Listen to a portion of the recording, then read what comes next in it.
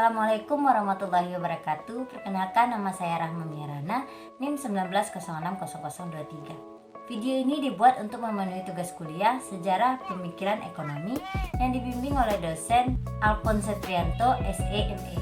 Baiklah, langsung saja masuk kepada pembahasan materi. Pandangan Keynes terus diperbarui dan dikembangkan para pendukungnya, baik golongan neo-Keynes maupun Keynesia atau post-Keynesia. Penerus ajaran Keynesia berjasa dalam mengembangkan teori yang berhubungan dengan usaha menjaga stabilitas ekonomi dengan menekankan dan mengantisipasi fluktuasi ekonomi dan teori yang berhubungan dengan pertumbuhan dan pendapatan. Tokoh-tokoh Keynesian yang pertama yaitu Alvin H. van Hansen pada tahun 1887 sampai 1975. Fluktuasi terjadi karena adanya gerakan naik turun dalam faktor yang menjadi determinasi pendapatan nasional. Maka ia banyak mengupas tentang pendapatan nasional tersebut. Tetapi oleh Hansen, permasalahan mengenai pendapatan nasional, investasi dan kesempatan kerja dikaitkan dengan gerakan gelombang atau fluktuasi ekonomi. Yang kedua, Simon Kuznets pada tahun 1901 sampai 1985. Awalnya ia seorang ahli statistik yang banyak berurusan dengan pengumpulan data termasuk data ekonomi. Berkat jasanya, pengertian-pengertian pokok dalam kerangka teori Keynes dapat diwujudkan secara kuantitatif empiris. Yang ketiga, John R. Hicks pada tahun 1904. Berjasa dalam mengembangkan pemikiran-pemikiran Keynes, salah satunya ialah kemampuan dalam merangkai teori-teori ekonomi mikro ke dalam kerangka teori makro Keynes melalui pendekatan matematik. Yang keempat, Wassily Leontief pada tahun 1906. Berjasa dalam mengembangkan sebuah teori yang kemudian berguna dalam melakukan berbagai analisis ekonomi, yaitu input dan output. Yang kelima, Paul Samuelson pada tahun 1915. Ia mengembangkan lebih jauh pemikiran-pemikiran Keynes. Dalam hal ini, jasanya sangat besar dalam melakukan modifikasi pemikiran-pemikiran Keynes dan melengkapi dengan pemikiran-pemikiran yang baru yang lebih luas jangkauannya dengan pendekatan matematika. Dari pakar-pakar yang mendukung ajaran Keynes, kebanyakan di antara mereka berasal dari Amerika Serikat. Sejak ditulisnya The General Theory pada tahun 1936 oleh Keynes, maka dapat dikatakan bahwa pusat-pusat pemikiran ekonomi dan begitu juga penyebaran dalam hasil pemikiran-pemikiran di bidang ekonomi semakin beralih dari Cambridge, Inggris ke Cambridge, Amerika Serikat. Teori gelombang perusahaan atau business cycle. Pada masa lalu, masalah gelombang perusahaan atau fluktuasi atau siklus ekonomi telah dibicarakan oleh Ricardo dan Mill. Tetapi pembahasannya dilakukan secara selintas lalu. Kita mengetahui seandainya permintaan selalu berimbang dengan penawaran, maka fluktuasi ekonomi tidak pernah terjadi. Kalaupun terjadi, pasti negara meredah.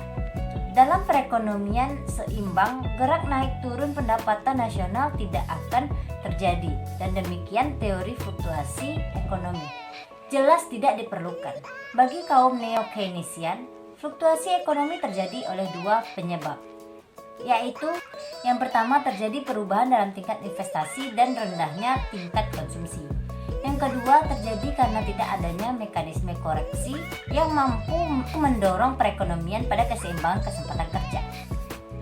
Karena tidak seimbangnya perekonomian, kaitan pengangguran dan inflasi, maka kaum neo-Keynesian percaya perlunya investasi dari pemerintah sebagai langkah koreksi.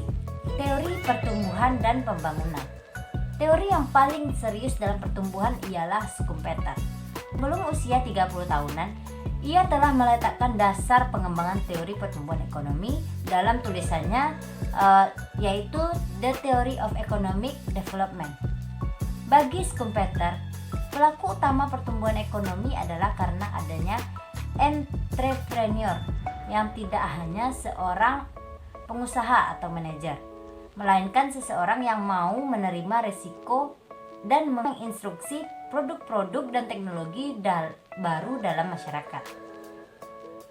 Menurut Schumpeter, pertumbuhan ekonomi akan berkembang pesat dalam lingkungan masyarakat yang menghargai dan merangsang orang untuk menggali penemuan-penemuan baru, dan yang cocok untuk itu ialah lingkaran masyarakat yang menganut laissez-faire, bukan dalam masyarakat sosialis ataupun komunis yang cenderung mematikan kreativitas orang.